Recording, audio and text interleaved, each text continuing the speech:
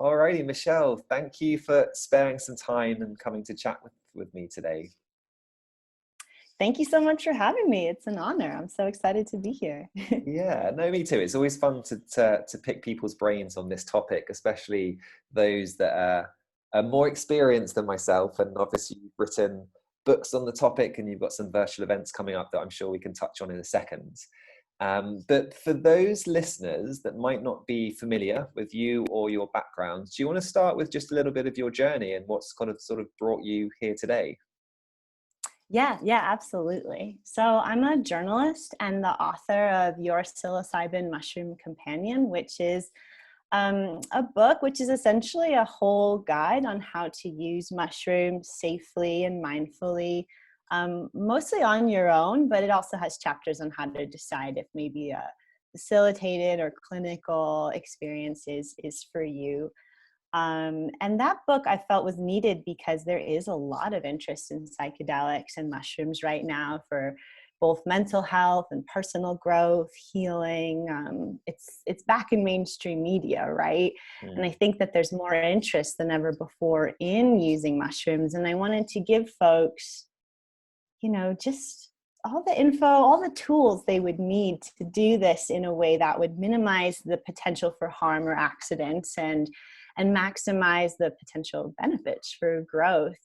And I got my start writing. So I've always kind of written in this, you could call it the drug space, on illicit substances that have healing potential. So like 5-6 years ago, I started writing about cannabis, and I'm American from the US. And, as cannabis legalization started happening, it was like, well, how are we going to educate the public on cannabis? And my role is really educating on the health benefits. So I'm more of like a health and science, lifestyle, culture writer.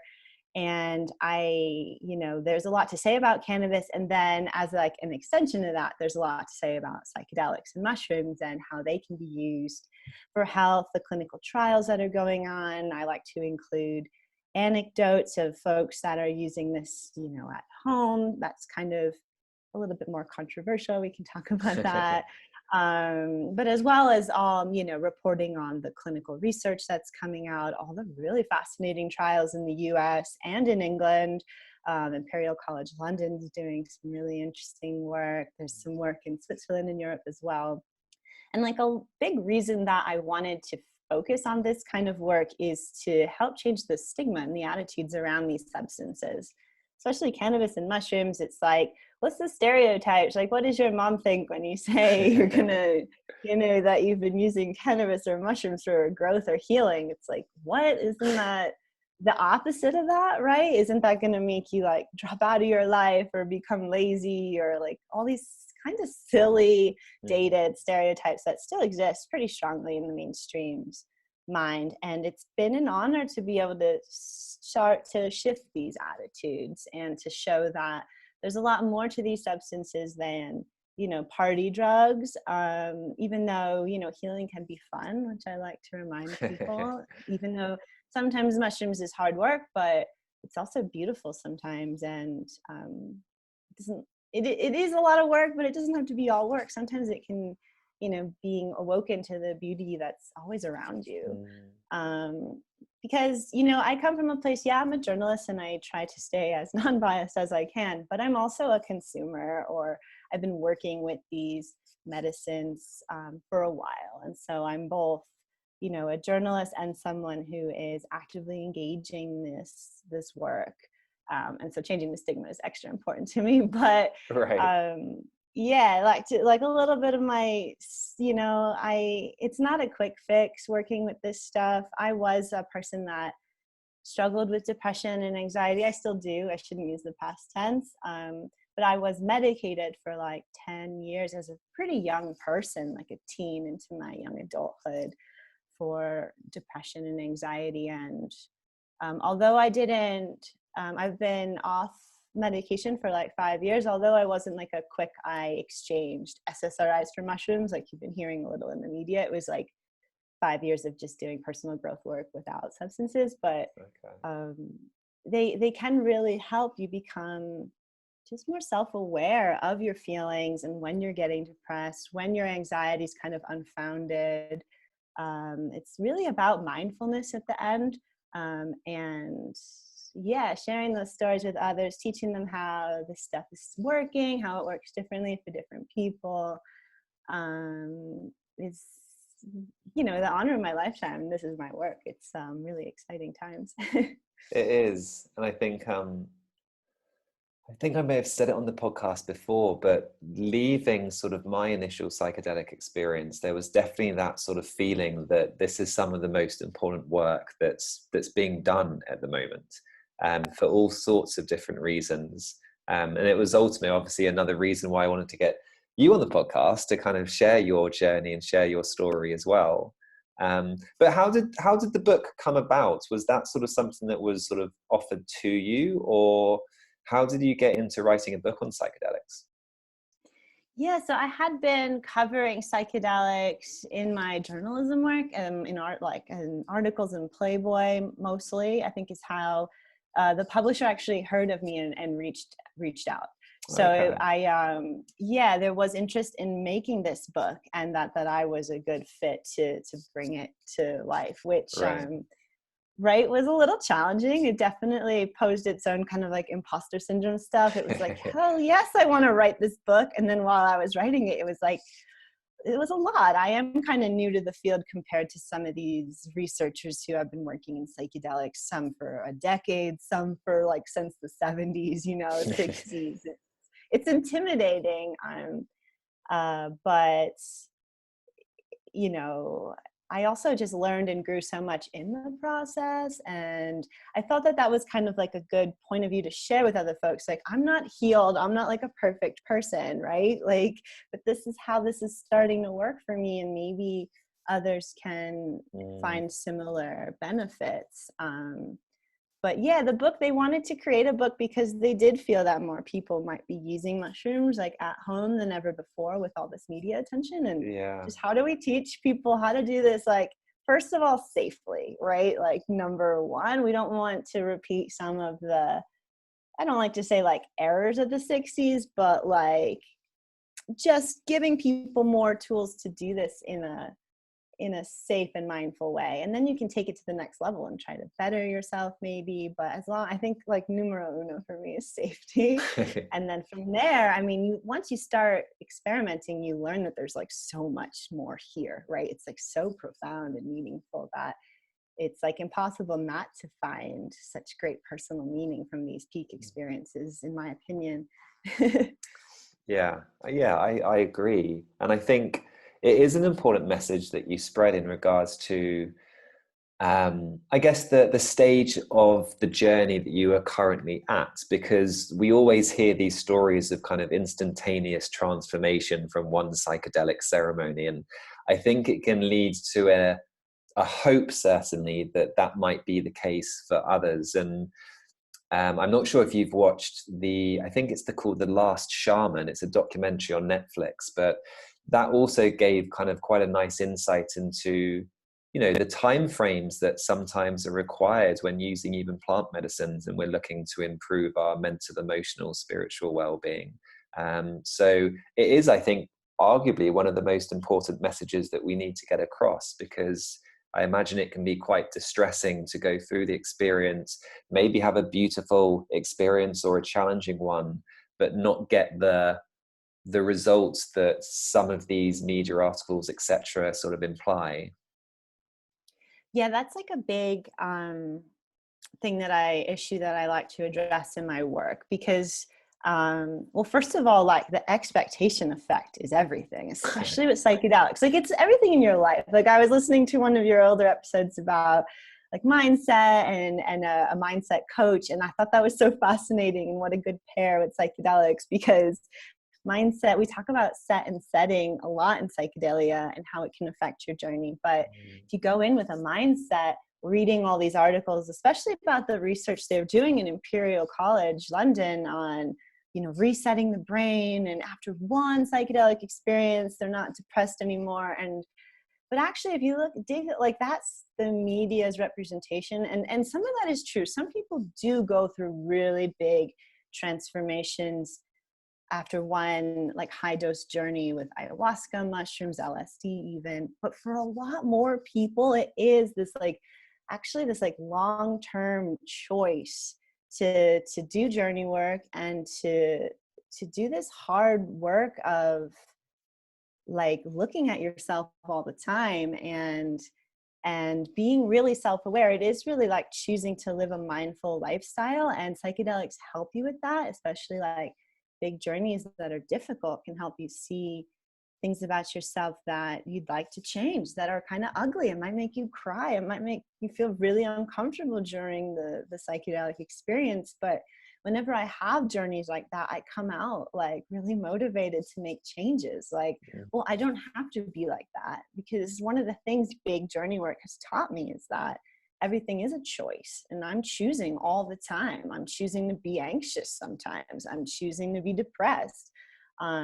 Or I'm choosing to like react in these ways to other people and situations that are kind of ugly, and they're essentially projections of my own insecurities, my own shadow, as we like to say in psychedelia, which is just kind of like all the ugly parts of myself that I like to push down and that cause me shame or embarrassment or, you know, I'm not proud of. But we can bring those things to the light and change them, and it's hard work. So that's why this can take like years. Like you can realize something, and in your, we call it integration work. It's kind of like therapy or mindfulness work. You can work with a therapist or a coach, but you don't have to. You can do like with groups and stuff as well, like groups, support group type, like sharing circles. There's one in London, I'm pretty sure. But what psychedelic integration is essentially is choosing to look at yourself deeply and to figure out your journey and to what your journey is trying to teach you about your own life. And maybe there are things that need to be changed. You know, we have these stereotypes that people are going to like quit their jobs and do all these like crazy things after going on a psychedelic experience, but it's actually often much more subtle than that. And it's like more the kind of thing you hear that people are working on in therapy with a therapist, like trying to make these little changes, and where therapeutic talk therapy can help you figure those things out in a very kind of slow way, if we're being honest. That's where psychedelia can like speed things up. You can realize these things in 1 6-hour experience, but what you do with that is up to you. And that's the hard part. And that's where I think not everyone's transformed. And that can be hard. I was one of those people reading all this, you know, psychedelic literature, and I went on my first retreat experience. Like, yeah, I had taken psychedelics, but it didn't get rid of my depression. Like, what? I'm still depressed. What's wrong with me? And, you know, I went on this really powerful retreat experience, and it was different because I went in with more of this like intentionality and to heal, but it still wasn't a quick change. But I did get just like, if you go in looking for ways to improve your life, you're probably going to find them. And it's all part of this expectation that psychedelics just amplify. But yeah, I do feel bad folks going in really desperately from issues like hardcore, like treatment resistant depression or addiction or some more serious issues, and not being cured right away because they don't fully understand how this works. And then they feel like they're even worse off than before, or this doesn't work on me, I'm totally screwed, you know, like nothing works on me, like.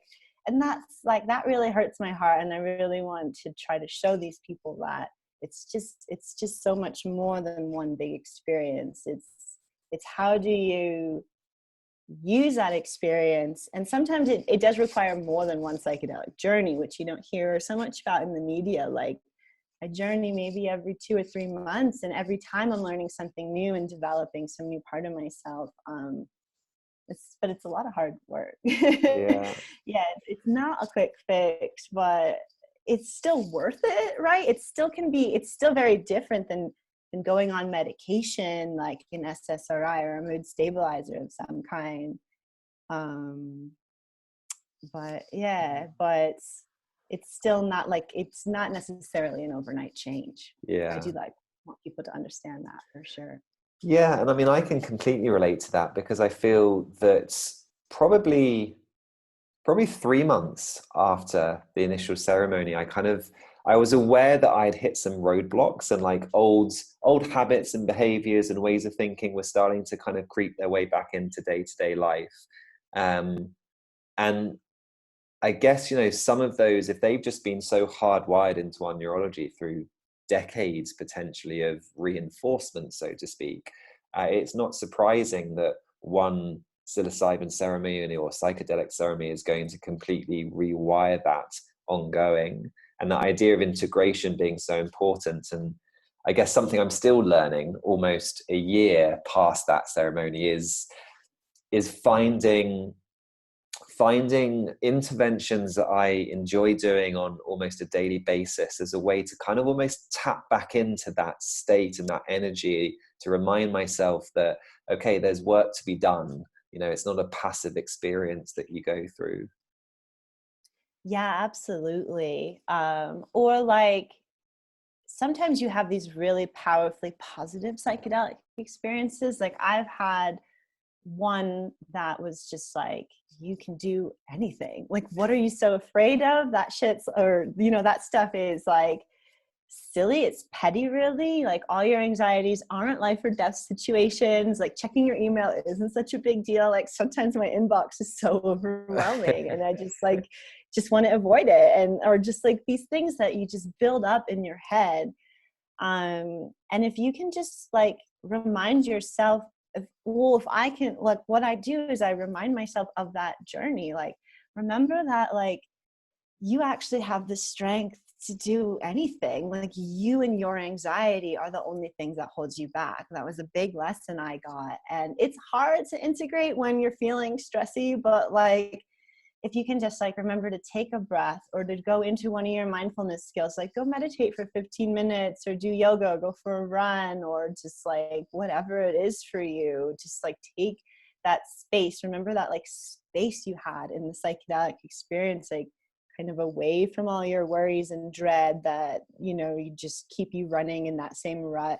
Like, that's one of the great things that psychedelics can do, is for the first time you can kind of think differently for that hour or 5 hours or however long your experience is. You kind of get like a break, a little space from all those worries and planning. And, in neuroscience, we're talking about like the default mode network. These like, it's a lot of like just like planning for the future and this kind of thing. And if we can just pause that for a little while, and that's what altering your consciousness does on psychedelics. And it's really helpful for folks. That is kind of like where the reset comes. Like, rewiring is up to you, but like the space that you get, if you can just remember that space and just meditate on it and just like breathe, you can kind of like continue to have that space in everyday life. Just remind yourself that it's not the end of the world when these little things catch up with you. It's just part of life. And we talk about psychedelics making us a little bit more flexible.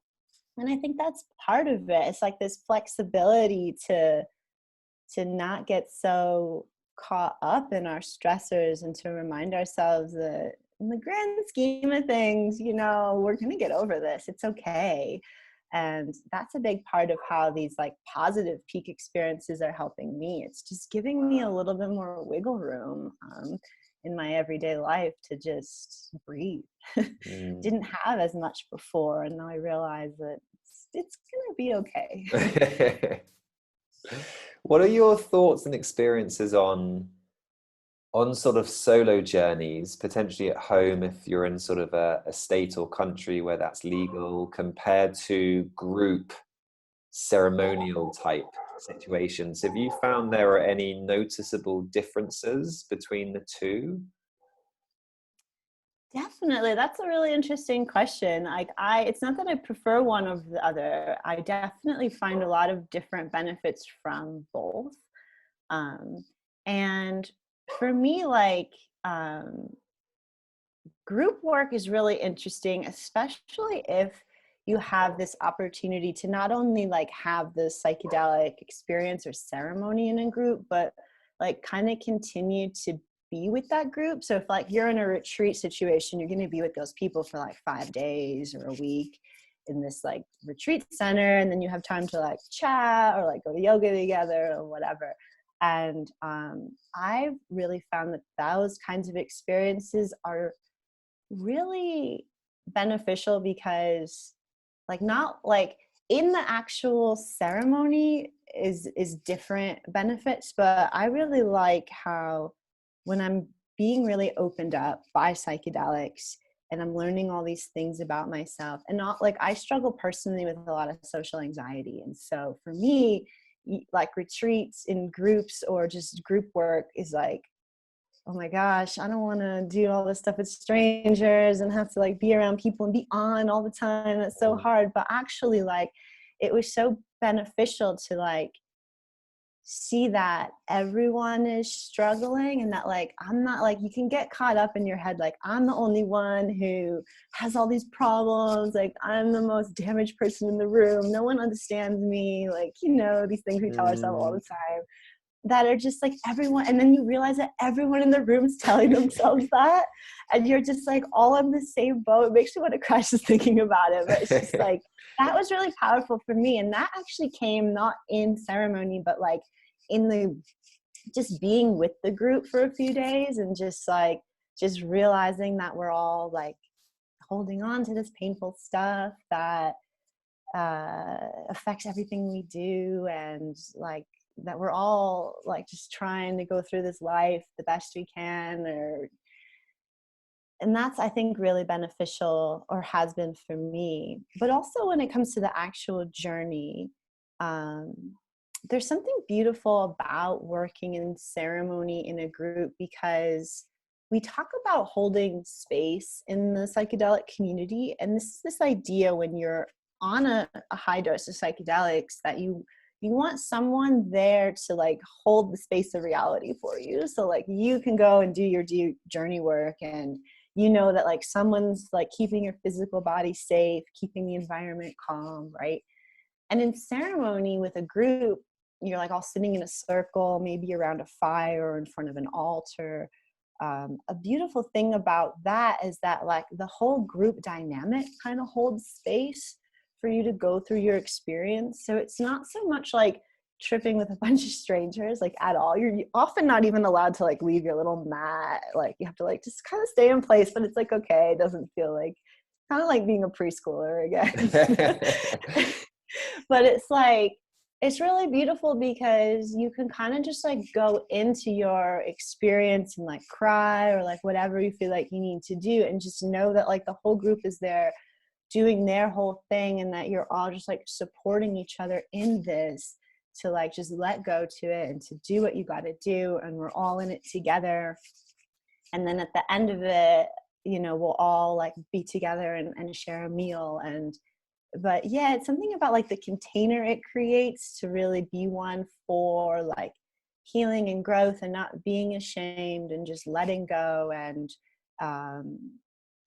yeah, it creates a really beautiful container to do that work in. It does make some folks uncomfortable a little bit, like, and I do prefer personal solo journey work for some things, but that's probably just my social anxiety talking. And that there is really a lot of benefit in doing it with the group, and having everyone just support each other in that moment. It just like kind of gives everyone permission. It's kind of like a breathwork class when someone starts like laughing or crying, and then everyone else kind of has permission to like laugh or cry. I've experienced that, and it's like, oh, like, duh, this is just a human experience. I don't have to be like suppressing my human experience all the time. Like, it's okay to just let it go. And that can feel so good. And I do think that there's a lot of benefit there, and it is different. And it's even different how people imagine it, I think. Yeah, I mean, I think the frustration with it, isn't it, that it's indescribable. Ultimately, trying to describe sort of certainly a high dose experience to someone without it is its own challenge, and something that probably should be discussed and thought about before even having your first experience, really, because for me it was certainly something that was frustrating. It was hard. It can also almost be quite isolating if you don't have that network in place to then be able to share similar sort of experiences, knowing that they get it, and you can kind of almost leave it there then. Yeah, community is really important with this work. It's really true. To have someone who gets it right, like, you know, someone who can meet you halfway when you're talking about these experiences, so because it can be kind of isolating, and you're like what, you realize that you're God? Like, you sound a little crazy, Michelle. And it's like, well, I know I'm not God, but we are all God, and it's helpful. Like, but yeah, to have like a community to talk about this stuff, and to like, you know, give you a new perspective. Like, we talk about psychedelic giving us a new perspective, but like, that's not the only way to find a new perspective, right? Like, talking to other people is the best way to get a new perspective, and to have a community. So like, if you have friends or family members with psychedelic experience or who are into psychedelic healing, like, they'd be an easy person to talk to, right? But a lot of us don't have that. It's still kind of taboo, it's illegal, it's stigmatized. And so there are other ways you can find community. Online there's a lot of community right now, especially like in this new COVID era. Like, so going to like, you can go to a virtual integration circle. This is the support group thing I was mentioning earlier. Like, there are all these support groups for people doing psychedelic work, often on their own. And you can share experiences, and, you know, there is a lot of value in being heard, in having feedback, you know, but also in just like listening to other folks talk, and then you like identify, you see yourself in them, like, and that's so helpful, that like, not feeling alone, not feeling isolated, like, oh, someone else was dealing with all this stuff, and, you know, also had a really challenging psychedelic experience, but look at how they're turning it around. Maybe I can turn it around, or like something like that. There's also, I just had this really interesting conversation with a member of the Cosmic Sister group about community, and how, you know, I was just talking about that God thing. Like, sometimes post strong psychedelic experiences or a series of like ceremonies, you know, you can feel a little bit delusional. It's not exactly delusional. Like, it's not like you're going crazy, but sometimes it can be hard to sort your thoughts, like, because it is so weird and different than reality. And it's like, people, like, she was telling me that a common thing people come out of ayahuasca journeys is like, I'm going to save the Amazon, just me. Like, you know, like, kind of rare, but like, it can be possible to like, and so how do you kind of like sort these thoughts that are like, you know, the mushrooms are talking to me and telling me this and da da da da. It's in community, it's in conversation with other people that you're going to realize, like, you know, what is a beneficial lesson, what is like, or how do you start thinking about this really weird thing that happened to you on psychedelics. Like, it's all in community and talking to other folks, or like reading about psychedelics. There's a lot of books, there's a lot of articles right now, there's a lot of older stuff, but like, staying engaged and not doing it all alone is important, because it can get confusing. It can get, this is tricky stuff. We are talking about, altering our reality, and especially if we're already dealing with some mental health stuff, like, how do we kind of stay balanced in this work, and definitely a big part of that is community in some regard. If you don't have like a big support network, maybe working with an integration coach or therapist, if you are getting a little confused, is like really important part of this whole thing, that also doesn't get talked about as much as could be. No, absolutely. I think it is such a key point. And one of the things I think I guess ultimately struggled with a little bit over the months is, you can go away to these retreats and have such a beautiful experience. And one of the reasons I asked around sort of the solo versus sort of group trips is because I think there's such a, as you were saying, there's such an element of healing just from being in the group. Take away the ceremony, but the sharing circle, eating with a group of people, just that community feel, I think, is so powerful in its own right. But going back to something that I feel I've struggled with is it's having that beautiful experience and then coming back to potentially a life which is fast, relatively stressful, where you might not have those bonds that you formed within a matter of kind of 48 hours because of the context of that retreat.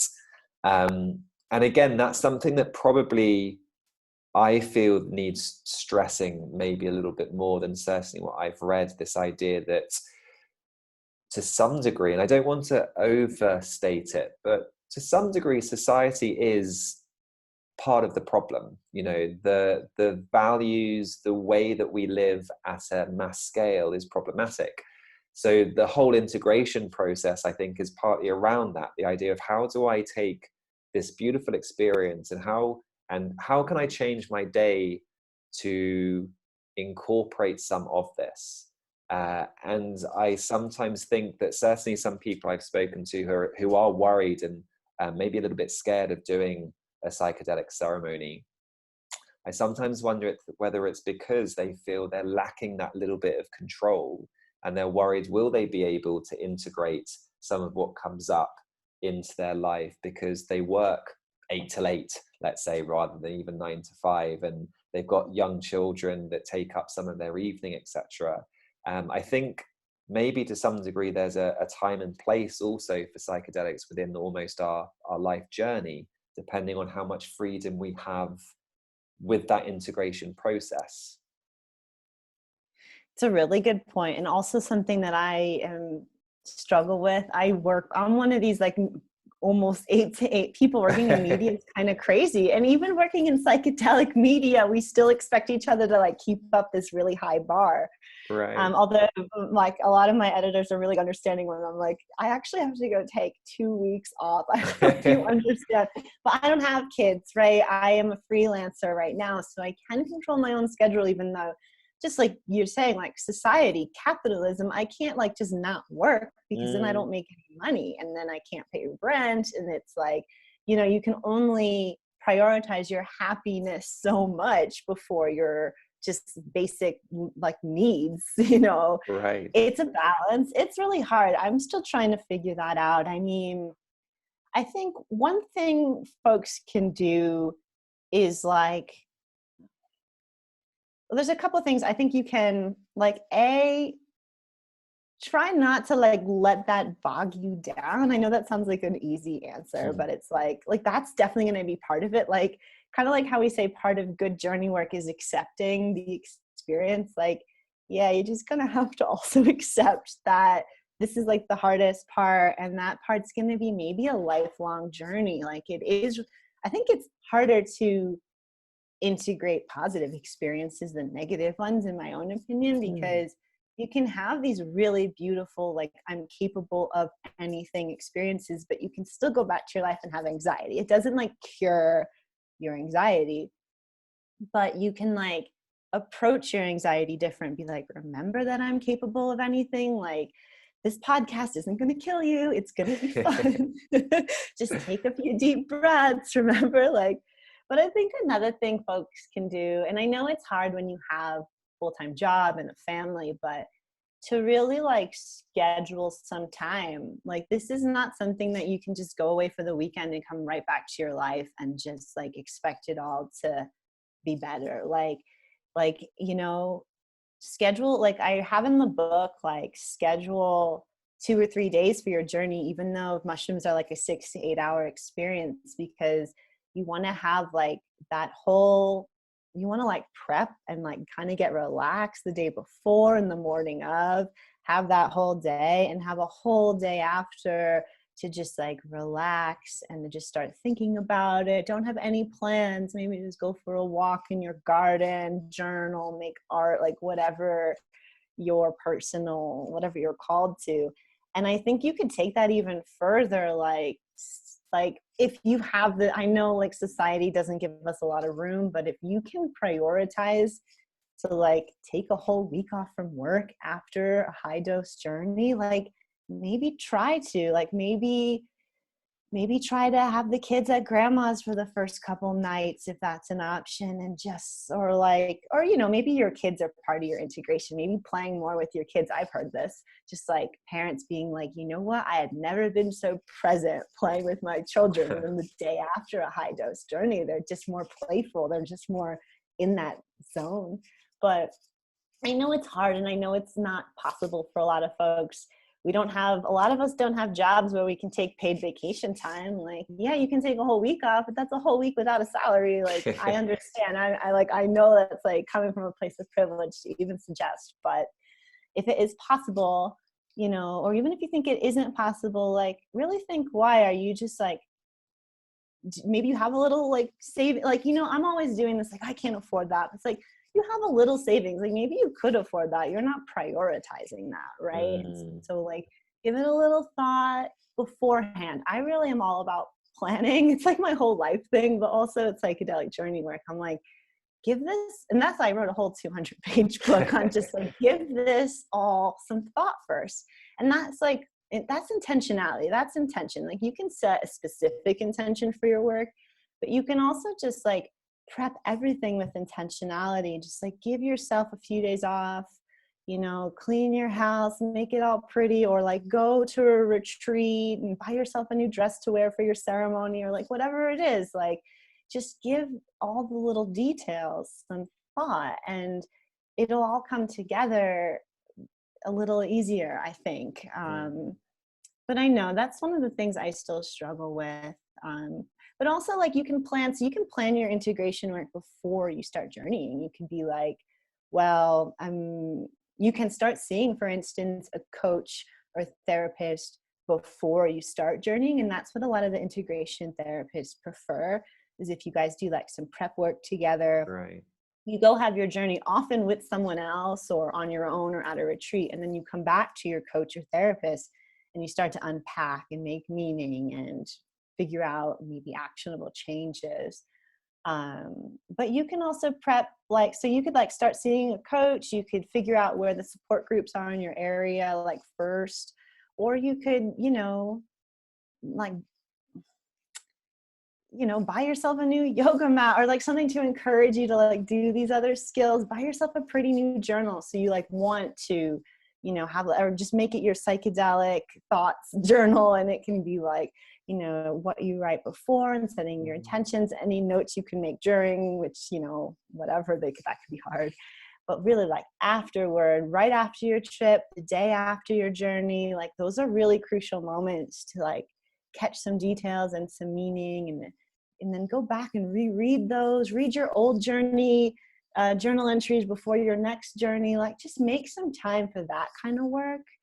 And then I think, you know, it starts to just become easier. It starts to just become a more natural process that is just like part of just your whole life.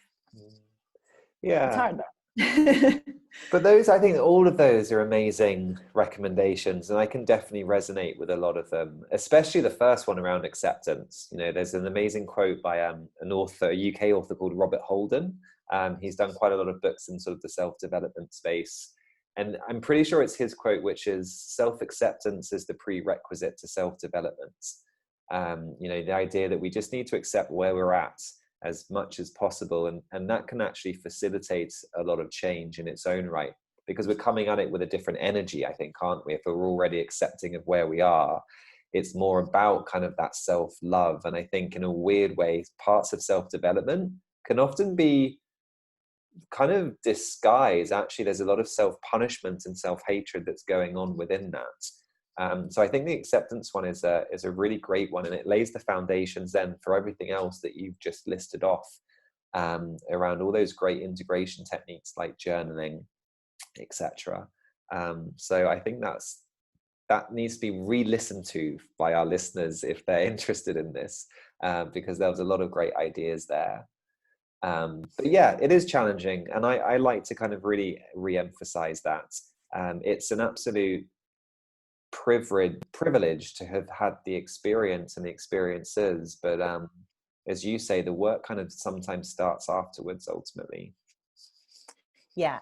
But a really cool thing about, I think, mushrooms particularly is like one of the things they do love to show you, especially if you've like kind of let go and relaxed during the experience, and maybe you've like gotten over some of the hard stuff, you're like breathe through it.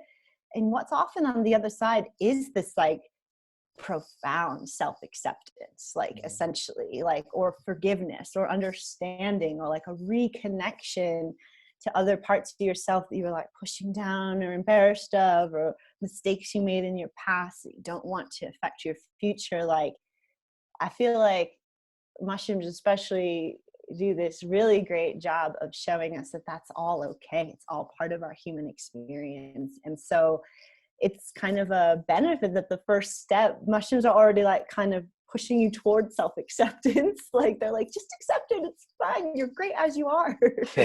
and then the rest of the stuff can come a little bit more naturally. It can be a little easier in a way. That doesn't always happen on every journey, but it is definitely a common thread that people get. It is possible to experience like a profound self-love and acceptance that is like, I've had it on a high dose journey in a healing setting where it was just like, I was just like a ball of light and everything was going to be okay. And I had never loved myself so much. Like I struggle a lot with insecurity and low self-esteem. And it's a strong mushroom experience showed me that like, that's all in my head. Like I am capable. No matter like what society tells me, you know, growing up as a woman can be hard, even though I'm a white woman, like from a middle class background, it's still like being told I'm not as good as a man, just from the media, from movies from the 90s. Like, oh God, 90s movies make me cringe when I rewatch them. Sometimes the roles of like women are just like, what? This is what I grew up with? But it's like, you can just see past a lot of the BS when you're on psychedelics. Things can be more clear in a way. And I do think that self-acceptance is one of the things that it's taught me. My first mushroom journey, I was a teen. It was like 15 years ago. And I wasn't using them for healing. I was just curious, as a lot of teens are. And I spent a lot of the time looking in the mirror, which, you know, mirror work is its own thing.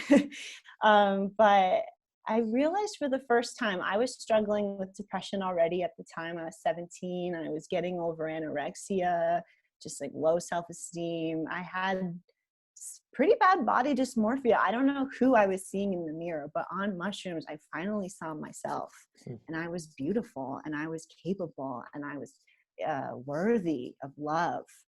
And that's still a lesson I'm integrating.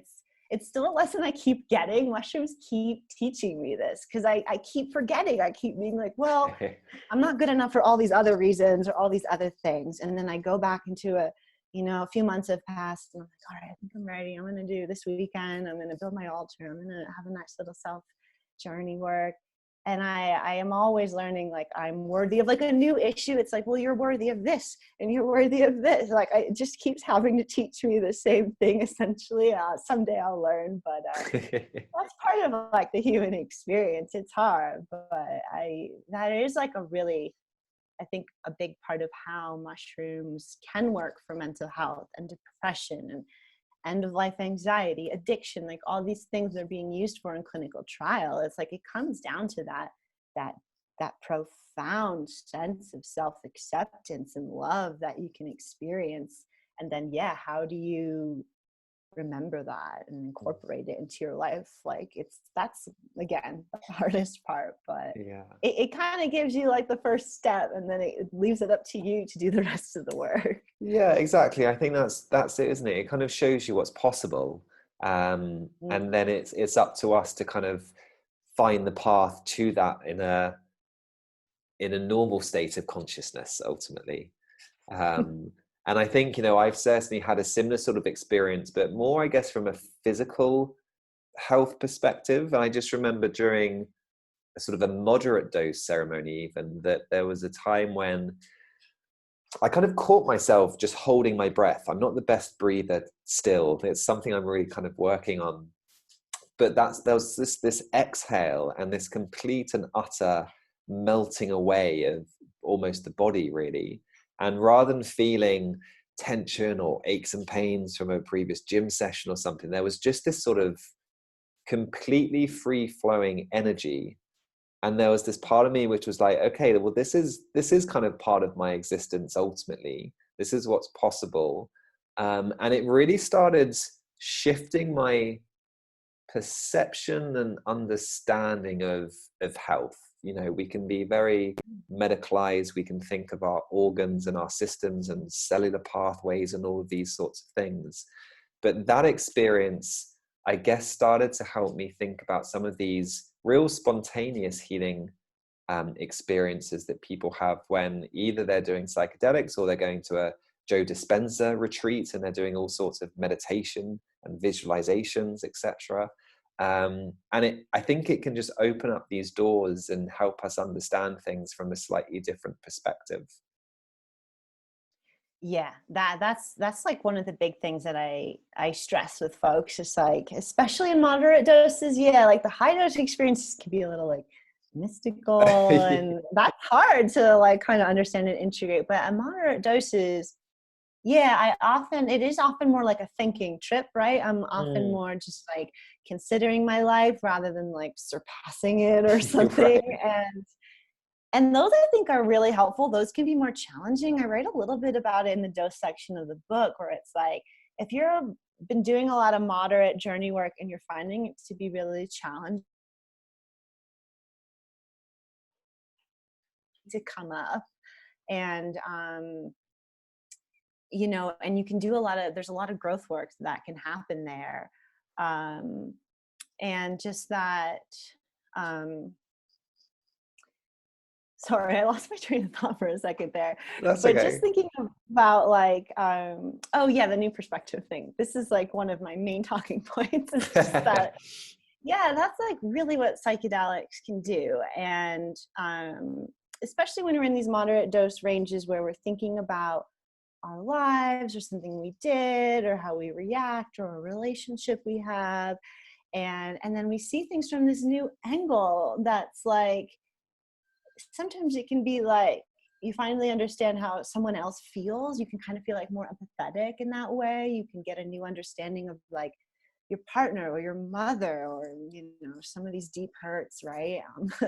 or we can just get a new perspective on ourselves or on the universe and just like how we relate to the world. And that's really powerful. And those are the kinds of lessons that I encourage people to like to journal, like write that kind of those new perspectives down and keep pondering them, because that's going to be helpful in your everyday life when you're stuck in your kind of tunnel vision of reality and you're just like only seeing things from your emotional point of view. And remember how you saw things from this like kind of more bird's eye point of view that was like just a little bit wider open or just like a new angle, and that's really beneficial for like figuring things out or making changes or seeing like what doesn't serve you in your life. You know, you don't have to make big changes, and they recommend in the clinical trials that folks don't like, you know, leave their partner or their job for like 2 weeks or a month. So like give it more thought, give it more time to settle, because like things can get really stirred up, and like, you know, right after your journey you can feel like, oh, I have to do all this stuff. And like, yeah, probably, but like take it slow, don't rush into anything, and keep thinking about it. But that's like, I think where a lot of the growth and the changes can come from, is like when you see things from a new perspective, like you see things from your partner's perspective, like, oh, maybe I shouldn't like react in this way every time I'm stressed out. It just makes the whole house more stressed out, the whole family's more stressed out, or you know, all these little personal things. And I think, yeah, that's an important thing for people to just like embrace and to be aware of, and you know, take some notes on. No, absolutely. I think, you know, it's almost a bit of a running theme of our conversation, and And I think it sort of deeply resonates, is this idea of connecting or reconnecting with ourselves ultimately. I mean, that's often what these experiences do. And then the integration process, I think, is finding ways that we can just do that at obviously a slightly less intense perspective, but on a regular basis, which then takes me back to, I think it's Ram Dass's kind of quote of, we're all just sort of coming home, reconnecting with that sort of true self of ours. Yeah, that's beautiful. Yeah, I just think also like, I love Ram Dass's quotes because, you know, he really had a sense of like playfulness. And I do think that that is such a key thing that also psychedelics have just taught me. And I know that's something that they teach other folks. It's so interesting how they can teach us all very similar lessons. I'm like, what does that mean? But like, you know, it's part of the flexibility thing. And like, yes, maybe psychedelics are making your brain actually more flexible, but like, I find it more useful to just think like in terms of more like personal experience psychologically, like if you can be a little bit more flexible, if you just like, yeah, it can be a little bit more playful, if you can maybe not take yourself so seriously. It sounds kind of weird, but it like actually really helps your whole outlook, for your whole just like how you interact with the world. Like, and I think that's a big thing of like, yeah, when psychedelics are like helping me see things from a new perspective, or helping me be a little bit more self-aware, flexible, and then I can just enter the world, in the real world, the sober world, whatever you want to call it.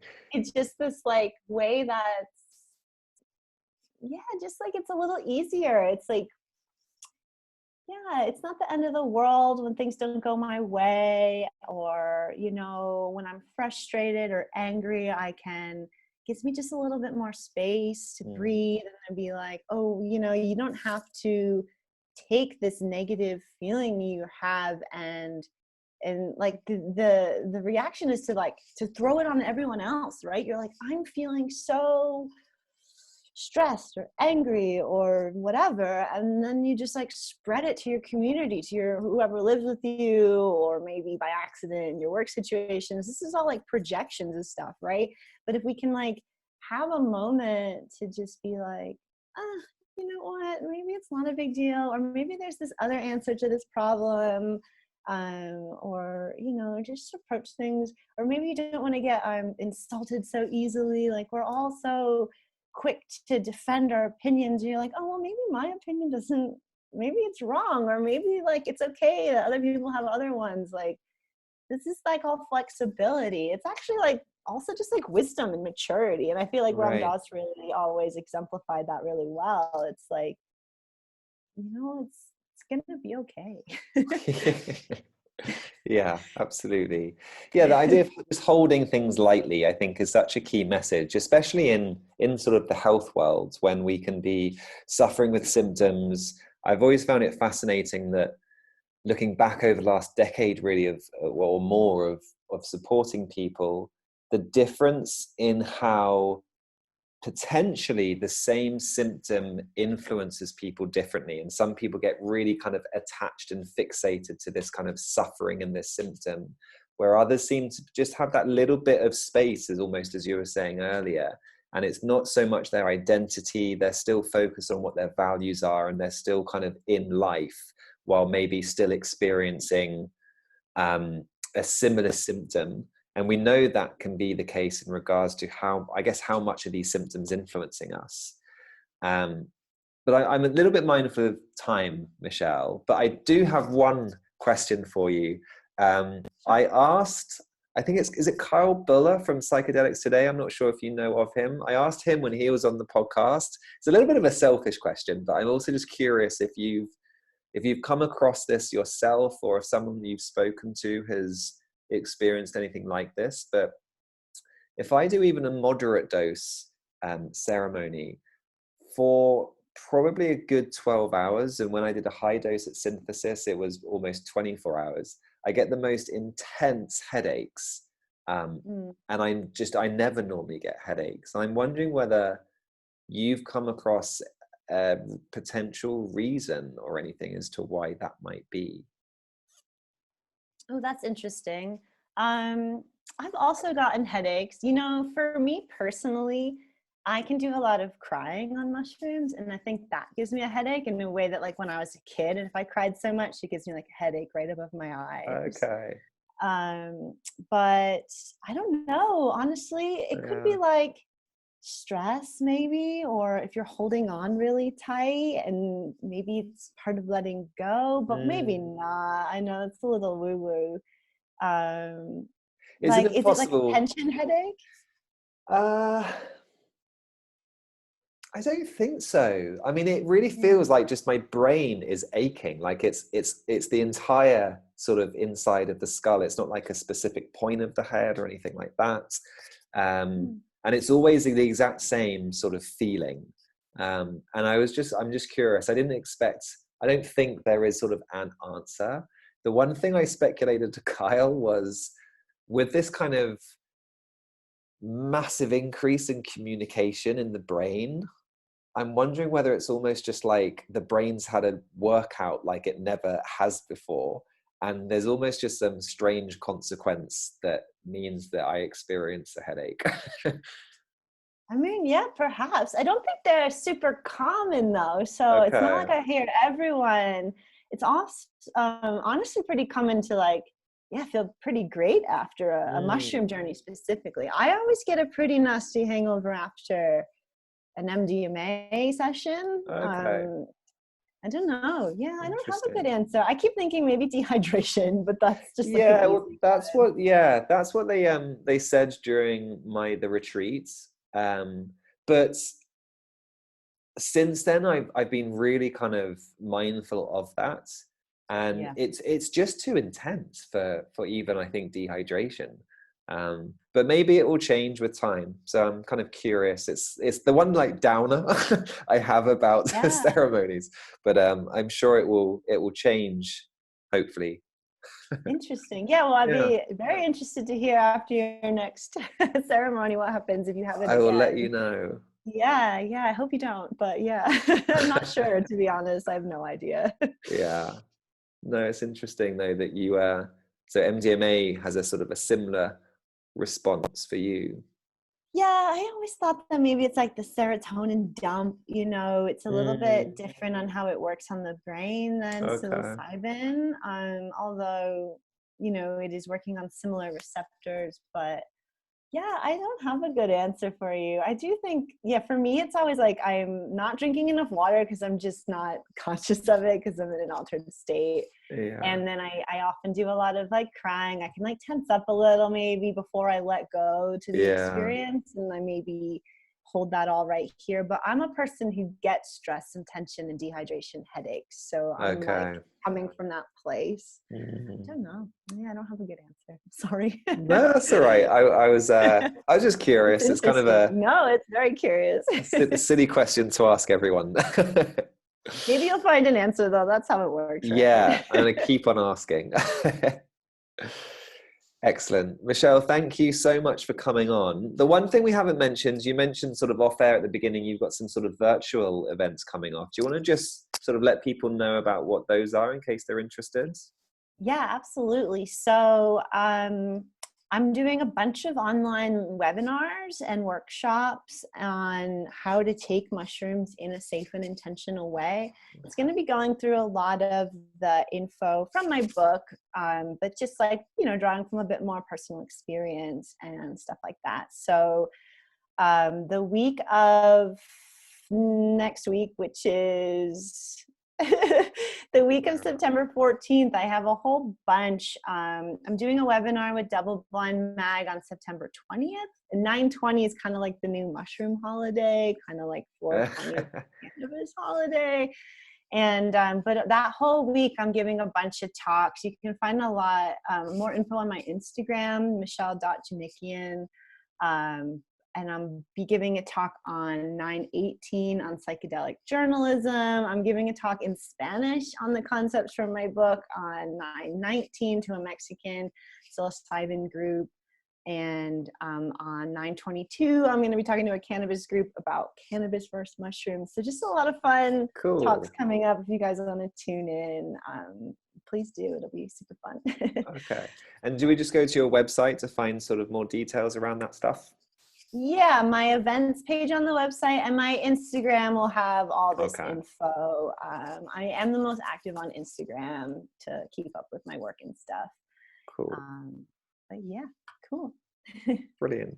And I'll put some of that into the show notes as well. So I'll put a link to your book, to your website, and to Instagram on there as well. So if people want to check that out, there'll be sort of direct links there as well. Oh, thanks. That'll be so helpful. I really appreciate it. No, my pleasure. And thanks once again, Michelle. It's been nice to connect, and hopefully we might see each other face to face and maybe at a conference or something in the future. Oh, I hope so. I really miss in-person conferences.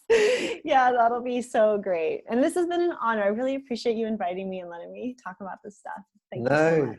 my pleasure. Thanks, Michelle.